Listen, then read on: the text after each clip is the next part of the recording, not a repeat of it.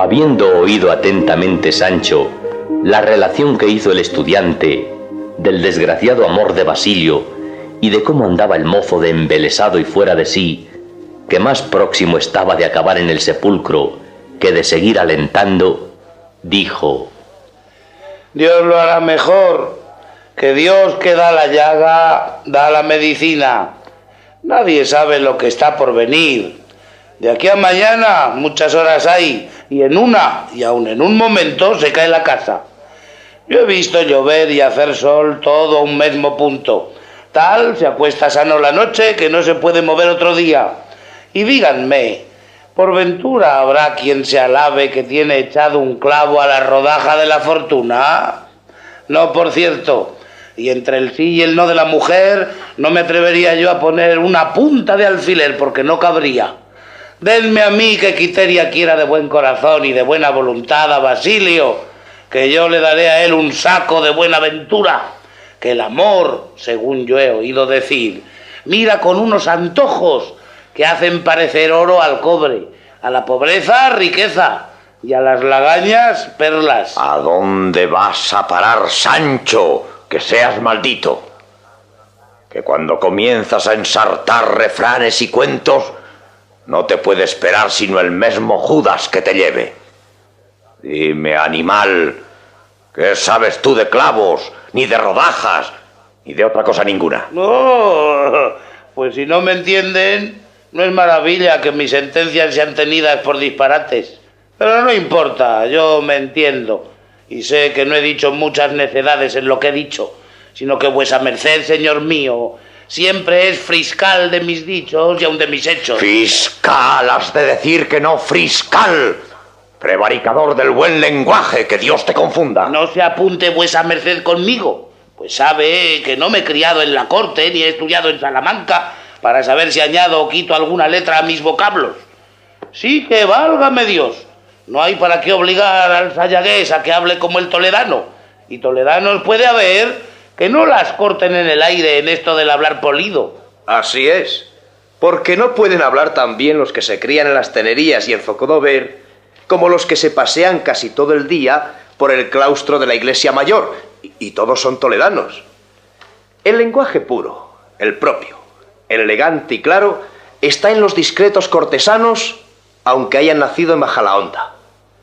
Dije discretos porque hay muchos que no lo son, y la discreción es la gramática del buen lenguaje que se acompaña con el uso. Yo, señores, por mis pecados, he estudiado cánones en Salamanca y pícome algún tanto de decir mi razón con palabras claras, llanas y significantes. Si no os picárades más de saber más menear las negras que lleváis que la lengua, vos llevárades el primero en licencias como llevastes cola. Mirad, bachiller, vos estáis en la más errada opinión del mundo acerca de la destreza de la espada teniéndola por vana. Para mí no es opinión, sino verdad asentada. Y si queréis que os lo muestre con la experiencia, espadas traéis, comodidad hay. Yo pulsos y fuerzas tengo, que acompañadas de mi ánimo, que no es poco, os harán confesar que yo no me engaño. Apeaos y usad de vuestro compás de pies, de vuestros círculos y vuestros ángulos y ciencia, que yo espero de haceros ver estrellas a mediodía con mi destreza moderna y zafia, en quien espero, después de Dios, que está por nacer hombre que me haga volver las espaldas, y que no le hay en el mundo a quien yo no le haga perder tierra. En eso de volver o no las espaldas no me meto, aunque podría ser que en la parte donde la vez primera clavásedes el pie, allí os abriesen la sepultura. Quiero decir que allí quedásedes muerto por la despreciada destreza. Ahora se verá. Y apeándose con gran destreza de su jumento, tiró con furia de una de las espadas que llevaba el licenciado en el suyo. No ha de ser así, que yo quiero ser el maestro de esta esgrima y el juez de esta muchas veces no averiguada cuestión. Y apeándose de Rocinante y asiendo de su lanza, se puso en la mitad del camino, a tiempo que ya el licenciado, con gentil donaire de cuerpo y compás de pies, se iba contra Corchuelo, que contra él se vino, lanzando, como decirse suele, fuego por los ojos.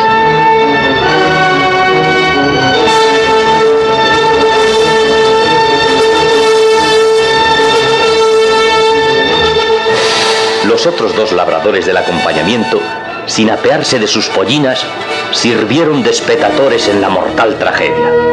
Las cuchilladas, estocadas, altibajos, reveses y mandobles que tiraba Corchuelo eran sin número, más espesas que hígado y más menudas que granizo. Arremetía como un león irritado, pero salíale al encuentro un tapaboca de la zapatilla de la espada del licenciado, que en mitad de su furia le detenía y se la hacía besar como si fuera reliquia, aunque no con tanta devoción como las reliquias deben y suelen besarse. Finalmente, el licenciado le contó a estocadas todos los botones de una media sotanilla que traía vestida, haciéndole tiras los faldamentos como colas de pulpo. Derribóle el sombrero 2 veces y cansóle de manera que, de despecho, cólera y rabia, asió la espada por la empuñadura y arrojóla por el aire con tanta fuerza que uno de los labradores asistentes, que era escribano que fue por ella, dio después por testimonio que la alongó de sí casi 3/4 de legua, el cual testimonio sirve y ha servido para que se conozca y vea con toda verdad cómo la fuerza es vencida del arte. Sentóse cansado Corchuelo y, llegándose a él, Sancho le dijo: Mi a fe, señor bachiller, si vuesa merced toma mi consejo, de que adelante no ha de desafiar a nadie a esgrimir, sino a luchar o a tirar la barra, pues tiene edad y fuerzas para ello. Que de estos a quien llaman diestros, he oído decir que meten una punta de una espada por el ojo de una aguja. Yo me contento de haber caído de mi burra y de que me haya mostrado la experiencia, la verdad, de quien tan lejos estaba. Y levantándose, abrazó al licenciado y quedaron más amigos que de antes, y no queriendo esperar al escribano que había ido por la espada, por parecerles que tardaría mucho. Y así determinaron seguir por llegar temprano a la aldea de Quiteria, de donde todos eran.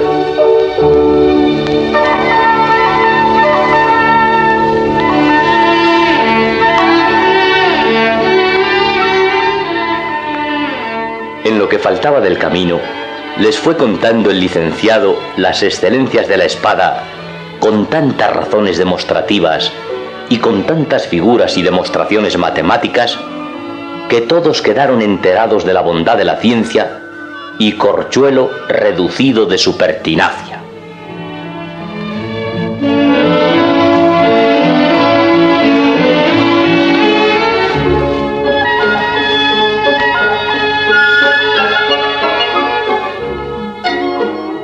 Era anochecido, pero antes que llegasen, les pareció a todos que estaba delante del pueblo un cielo lleno de innumerables y resplandecientes estrellas.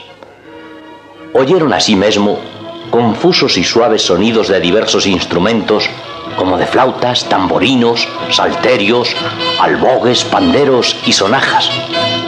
Y cuando llegaron cerca, vieron que los árboles de una enramada que a mano habían puesto a la entrada del pueblo estaban todos llenos de luminarias, a quien no ofendía el viento, que entonces no soplaba sino tan manso que no tenía fuerza para mover las hojas de los árboles.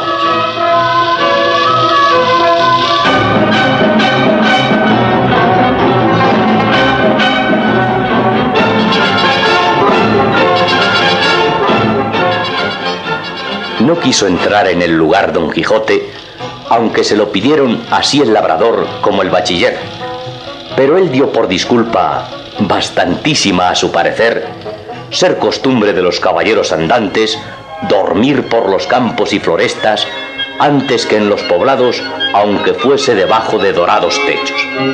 Y con esto se desvió un poco del camino, bien contra la voluntad de Sancho, viniéndosele a la memoria el buen alojamiento que había tenido en el castillo o en casa de don Diego.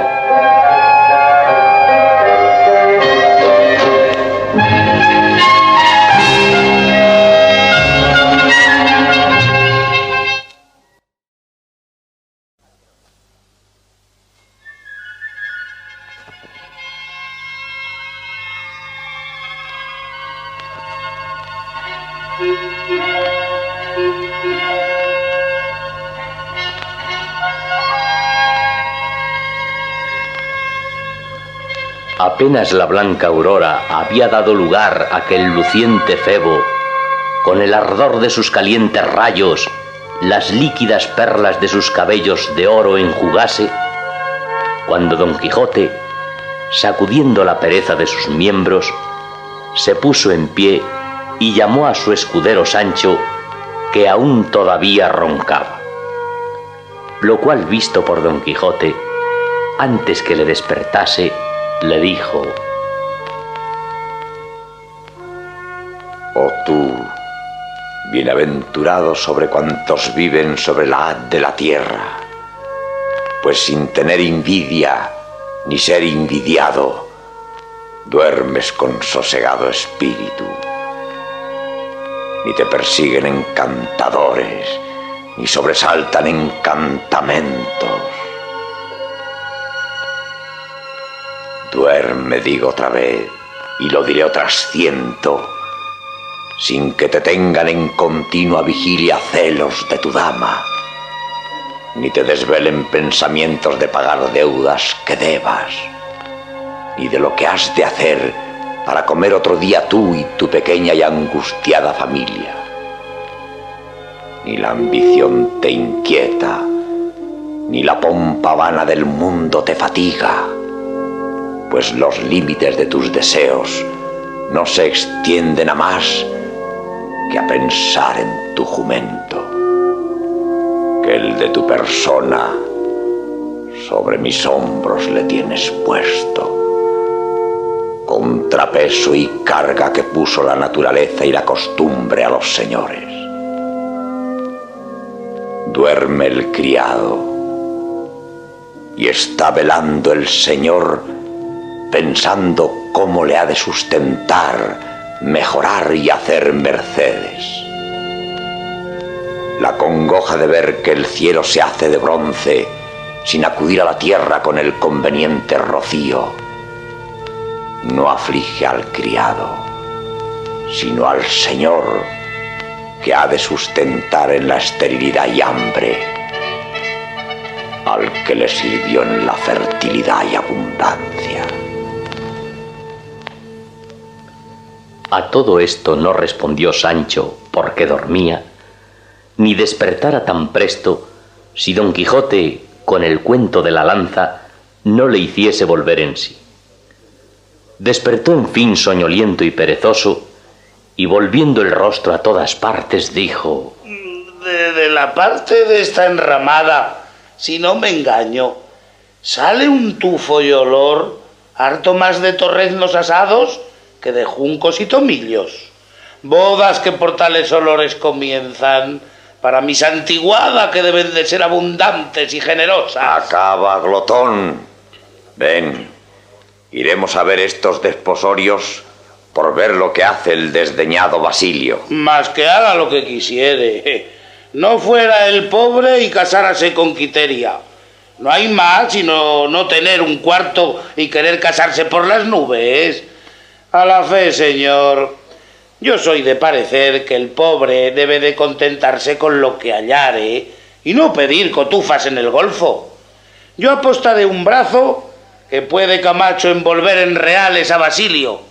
Y si esto es así como debe de ser, bien boba fuera Quiteria en desechar las galas y las joyas que le debe de haber dado y le puede dar Camacho por escoger el tirar de la barra y el jugar de la negra de Basilio. Sobre un buen tiro de barra o sobre una gentil treta de espada, no dan un cuartillo de vino en la taberna. Habilidades y gracias que no son vendibles, más que las tenga el conde Dirlos. Pero cuando las tales gracias caen sobre quien tiene buen dinero, tal sea mi vida como ellas parecen. Sobre un buen cimiento se puede levantar un buen edificio, y el mejor cimiento y zanja del mundo es el dinero. Por quien Dios es, Sancho, que concluyas con tu arenga, que tengo para mí que si te dejasen seguir en las que a cada paso comienzas, no te quedaría tiempo para comer, ni para dormir, que todo lo gastarías en hablar. Si vuesa merced tuviera buena memoria, debiérase acordar de los capítulos de nuestro concierto antes que esta última vez saliésemos de casa. Uno de ellos fue que me había de dejar hablar todo aquello que quisiese, con que no fuese contra el prójimo ni contra las autoridades de vuestra merced.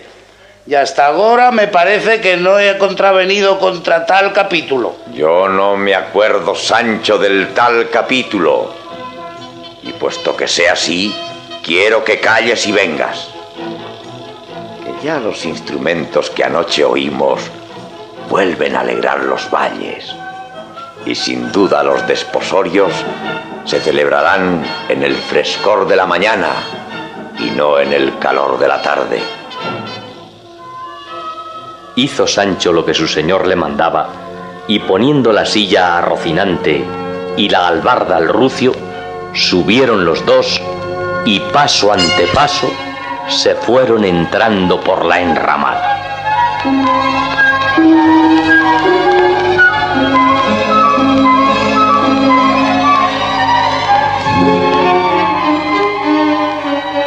Lo primero que se le ofreció a la vista de Sancho fue, espetado en un asador de un olmo entero, un entero novillo. Y en el fuego donde se había de asar ardía un mediano monte de leña. Y 6 ollas que alrededor de la hoguera estaban no se habían hecho en la común turquesa de las demás ollas, porque eran 6 medias tinajas que cada una cabía un rastro de carne. Así embebían y encerraban en sí carneros enteros sin echarse de ver, como si fueran palominos. Las liebres ya sin pellejo y las gallinas sin pluma, que estaban colgadas por los árboles para sepultarlas en las ollas, no tenían número. Los pájaros y caza de diversos géneros eran infinitos, colgados de los árboles para que el aire los enfriase.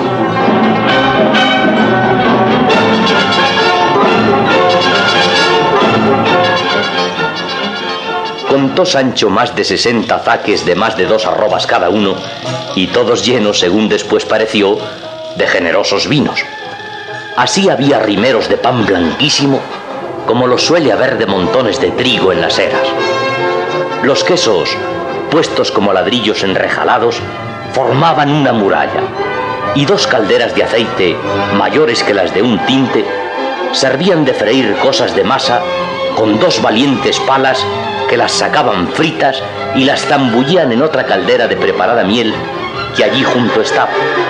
Los cocineros y cocineras pasaban de 50, todos limpios, todos diligentes y todos contentos.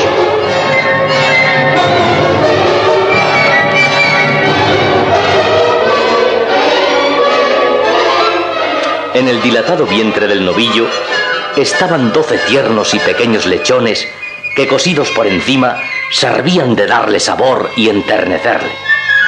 Las especies de diversas suertes no parecía haberlas comprado por libras, sino por arrobas, y todas estaban de manifiesto en una grande arca. Finalmente, el aparato de la boda era rústico, pero tan abundante que podía sustentar a un ejército.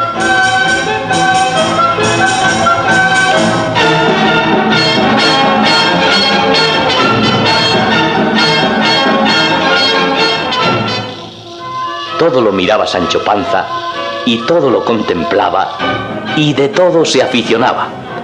Primero le cautivaron y rindieron el deseo las ollas de quien él tomara de bonísima gana un mediano puchero.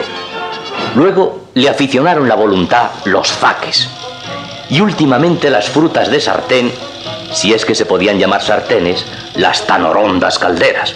Y así, sin poderlo sufrir, ni ser en su mano hacer otra cosa, se llegó a uno de los solícitos cocineros y con corteses y hambrientas razones le rogó le dejase mojar un mendrugo de pan en una de aquellas ollas. A lo que el cocinero respondió: Hermano, este día no es de aquellos sobre quien tiene jurisdicción la hambre, merced al rico Camacho. Apeaos y mirad si hay por ahí un cucharón y espumad una gallina o 2 y buen provecho os haga. No veo ninguno. Esperad, pecador de mí, y qué melindroso y para poco debéis de ser. Y diciendo esto, asió de un caldero y encajándole en una de las medias tinajas, sacó en él 3 gallinas y 2 gansos y dijo a Sancho: Comed, amigo, y desayunaos con esta espuma en tanto que se llega la hora del yantar. No tengo en qué echarla. Pues llevaos la cuchara y todo, que la riqueza y el contento de Camacho todo lo suple. En tanto pues que esto pasaba Sancho, estaba Don Quijote mirando cómo por una parte de la enramada entraban hasta 12 labradores sobre 12 hermosísimas yeguas, con ricos y vistosos jaeces de campo y con muchos cascabeles en los petrales, y todos vestidos de regocijo y fiesta, los cuales, en concertado tropel, corrieron no una, sino muchas carreras por el prado, con regocijada algazara y grita diciendo: ¡Viva el Camacho y Quiteria! ¡Es tan rico como ella hermosa! ¡Y ella la más hermosa del mundo! Bien parece que estos no han visto a mi Dulcinea del Toboso, que si la hubieran visto, ellos se fueran a la mano en las alabanzas de esta su Quiteria.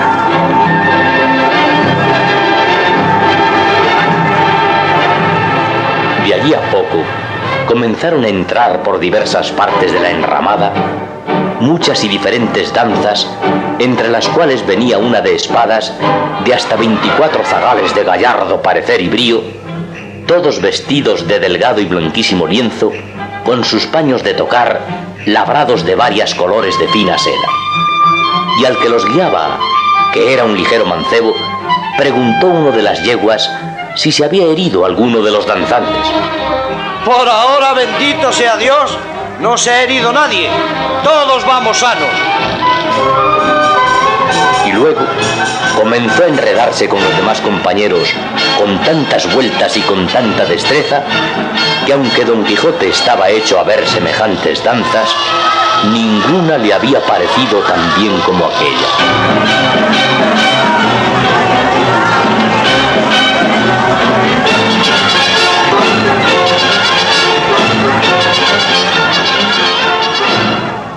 Tras esta, entró otra danza de artificio y de las que llaman habladas.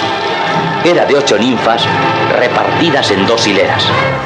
De la una hilera era guía el dios Cupido y de la otra el interés, aquel adornado de alas, arco, aljaba y saetas, este vestido de ricas y diversas colores de oro y seda. Viendo todo lo cual, dijo Don Quijote a Sancho: Bien se ve que estos que celebran, cantan y trovan el suceso de la boda, más amigos son de Camacho el Rico que del desdeñado Basilio. A lo que contestó Sancho Panza, que lo escuchaba todo: El rey es mi gallo, a Camacho me atengo. En fin, bien se parece, Sancho, que eres villano y de aquellos que dicen: viva quien vence. No sé de los que soy, pero bien sé que nunca de ollas de Basilio sacaré yo tan elegante espuma como es esta que he sacado de las de Camacho. Y enseñóle el caldero lleno de gansos y de gallinas, y asiendo de una, comenzó a comer con mucho donaire y gana, y dijo: Alabarla de las habilidades de Basilio, que tanto vales cuanto tienes, y tanto tienes cuanto vales. 2 linajes solos hay en el mundo, como decía una abuela mía, que son el tener y el no tener, aunque ella al del tener se atenía.